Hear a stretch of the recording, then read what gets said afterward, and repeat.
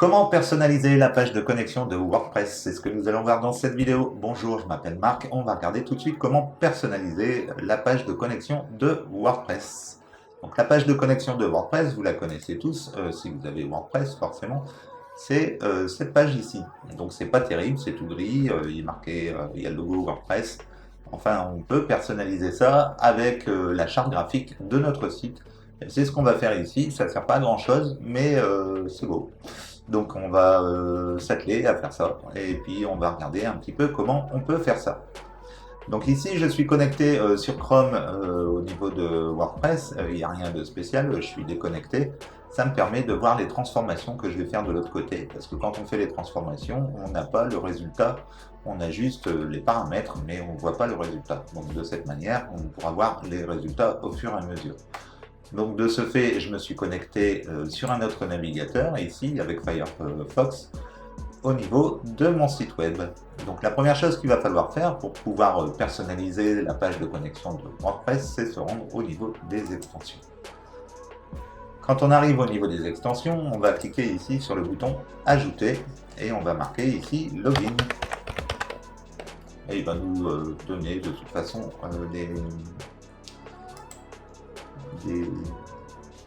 et il va nous donner de toute façon des plugins qui vont être en rapport. Et nous, on le retrouve ici, Custom Login Page, Customizer Login Press. Donc on va l'installer maintenant. Vous allez voir, ça va être très rapide, hein. C'est vraiment simple à paramétrer. Ici, on va pouvoir l'activer. Et une fois qu'il est activé, on va se rendre sur la page ici, et maintenant on va voir comment elle a été personnalisée. Donc je vais rafraîchir. Voilà à quoi ça ressemble. Donc c'est toujours pas terrible, mais au moins c'est un peu plus décoré. Donc on va regarder un petit peu comment personnaliser ça. À l'heure actuelle, je suis en train de refaire ma charte graphique, donc ça tombe bien, je vais pouvoir personnaliser par rapport à la charte graphique. Alors je ne vais pas partir dans un truc compliqué, hein, c'est pas le but, c'est juste une page de connexion et j'y passe pas ma vie. Donc ça va être vraiment pour vous montrer comment vous pouvez faire.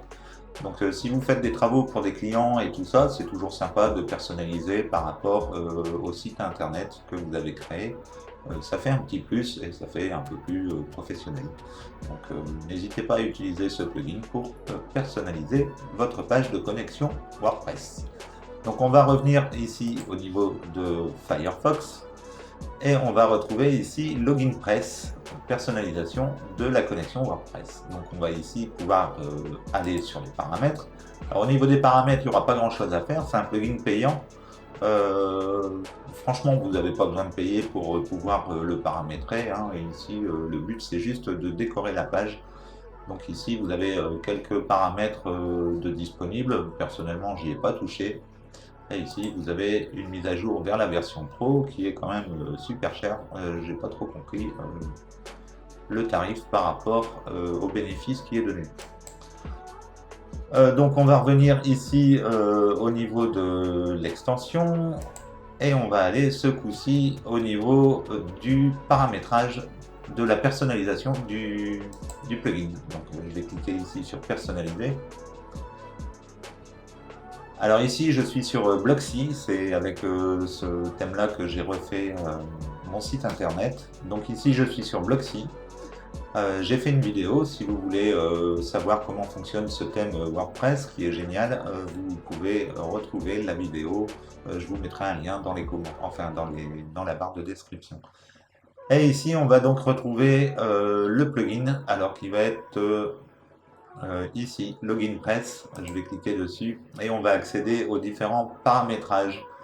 La première chose qu'on peut faire, c'est personnaliser le logo. Donc on va pouvoir ici soit activer ou désactiver l'affichage du logo, donc cet affichage ici. On va pouvoir ici sélectionner une image, donc c'est ce que je vais faire, je vais aller chercher une image. Donc voici mon nouveau logo. Une fois qu'on a fait ça, on va pouvoir sélectionner la taille du logo, donner une URL pour les logos. Ici, on peut remettre l'adresse du site internet, par exemple. Ça permet que quand on clique dessus, en fait, on va être redirigé vers l'adresse internet Donc ça c'est un choix, hein, c'est pas obligatoire, mais bon, autant le faire. Ici, on a le titre du logo, donc vous pouvez mettre un titre, mais il n'apparaît pas. Et ici, pareil, j'avais mis un titre, mais pour en finir, ça ne s'affiche pas. Donc ici, vous laissez tomber, vous mettez simplement l'URL pour que quand on clique sur l'icône, eh ben, vous êtes redirigé vers le site internet. Ici, on va pouvoir publier. Quand on va aller voir ici, il n'y aura pas de grand changement, mis à part le logo ici qui va changer. Donc on a déjà fait le paramétrage de ça. Maintenant on va pouvoir personnaliser tout d'abord l'arrière-plan. Alors l'arrière-plan, moi je vais mettre une couleur. Maintenant vous pouvez mettre une vidéo ou vous pouvez mettre également une image. Donc vous avez quelques images qui sont fournies ici. Vous allez pouvoir sélectionner une image personnalisée ici. Ou alors vous allez pouvoir mettre également une vidéo ici en arrière-plan. Et donc ici vous l'activez, ici vous sélectionnez la vidéo, ici vous mettez en position cover, ça veut dire que ça va prendre la totalité de l'écran, comme une couverture en fait. Et ici la position de l'objet, on voit que l'objet est centré, ce qui fait que quand vous allez mettre en responsive, la vidéo sera toujours, enfin le centre de la vidéo sera toujours au centre de la page. Et donc ça permet à la vidéo de s'adapter à tous les formats d'écran. Donc ici, vous pouvez mettre la vidéo en sourdine si vous ne voulez pas que le son se déclenche quand vous voulez vous connecter à votre site WordPress. Et ici, donc on a la même chose pour les images avec la sélection d'une image. On peut prendre, vous prenez ce que vous voulez.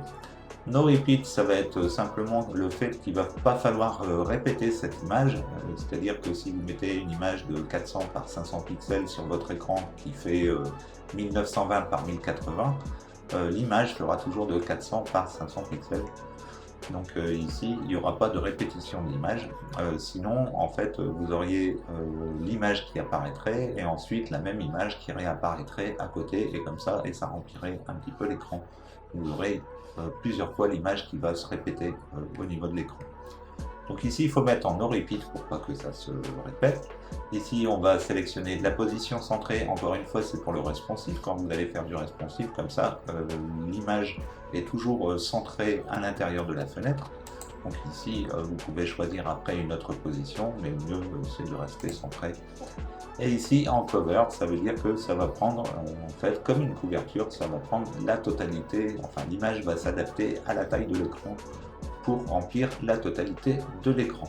Si jamais vous ne voulez pas mettre d'image de fond ou de vidéo, on va pouvoir également mettre une couleur. Alors ici, couleur de fond, je vais sélectionner ici et je vais aller chercher une couleur de fond dans ma palette de couleurs pour pouvoir créer ma page de connexion. Donc je vais prendre cette couleur ici.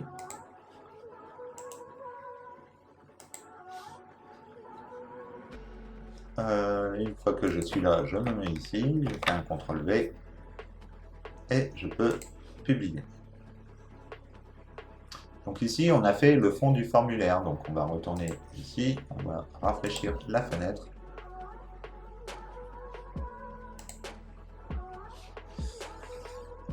Et il y a une image ici, activer l'image de fond, on va la supprimer, on va publier et on va rafraîchir. Voilà, donc c'est déjà un peu plus sympa, on a quelque chose qui est un peu plus performant au niveau de la connexion. Bon, je ne vais pas faire très compliqué, après on peut encore personnaliser davantage. Donc, on va continuer. Ici, je reviens. On a ensuite la personnalisation du formulaire de connexion. Donc on peut activer la transparence du formulaire. Alors ici, si je l'active, ici que je publie, et ici que je rafraîchis, on va voir que le blanc va disparaître. Voilà, on a simplement une page de connexion comme ça. Donc on peut activer, ici ça va être le cas, on va sélectionner soit une image de fond pour ce formulaire, ou alors après on peut sélectionner une couleur, ici si on veut changer la couleur de fond du formulaire, personnellement je vais laisser blanc, je vais mettre blanc comme ça, et je vais publier, Et quand on va, en fait, c'est nettement suffisant pour se connecter, ça correspond bien au truc. La seule chose que je vais faire, je vais changer la couleur du bouton et peut-être la couleur des textes ici qu'on a sur le côté. Donc pour ça, je me rends ici. On a la largeur du formulaire qu'on peut sélectionner au niveau du nombre de pixels, la hauteur minimum du formulaire, le rayon de la forme, donc ça en fait c'est les bordures du formulaire. On a ensuite l'ombre du formulaire. Le remplissage du formulaire, là franchement j'ai changé les paramètres, j'ai pas vu de différence. Ici on a la bordure, donc si on veut on peut faire par exemple une bordure hachurée plutôt que d'avoir rien du tout. Donc par exemple ici je pourrais marquer de PX solide, et puis ici on peut rajouter une couleur, donc je vais aller chercher une couleur. Donc là vous prenez le code hexadécimal de la couleur,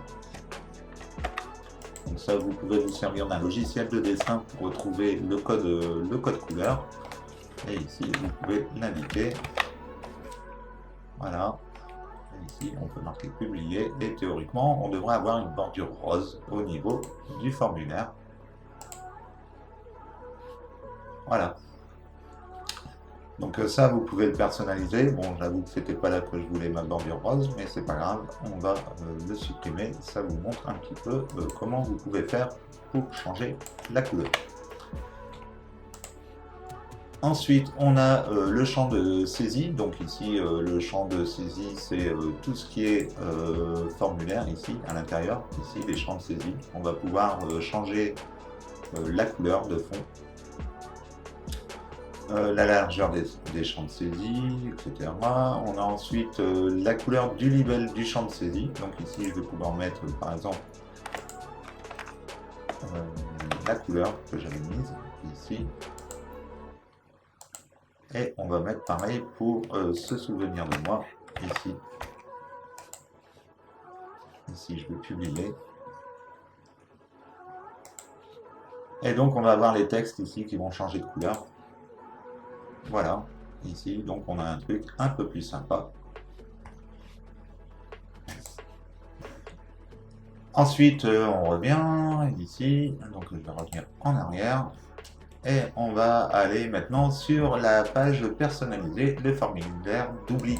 Donc la page du formulaire d'oubli, quand vous allez ici, si je rafraîchis, voilà, on a mot de passe oublié ici.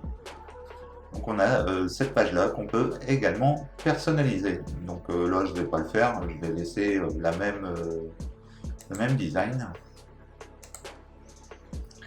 On a ensuite le reCAPTCHA. Donc le reCAPTCHA, c'est pour authentifier quand vous allez remplir un formulaire. Ici c'est dans la version premium, donc on ne va pas s'en occuper. On a ensuite le style du bouton. Donc on peut mettre la couleur du bouton. Donc je vais aller chercher la couleur de mes boutons. Et donc la couleur du bouton ici que je vais pouvoir indiquer dans la case qui est ici. Et on va pouvoir faire la même chose quand le bouton est survolé. Donc ici, la couleur du bouton au survol, je vais aller chercher la deuxième couleur.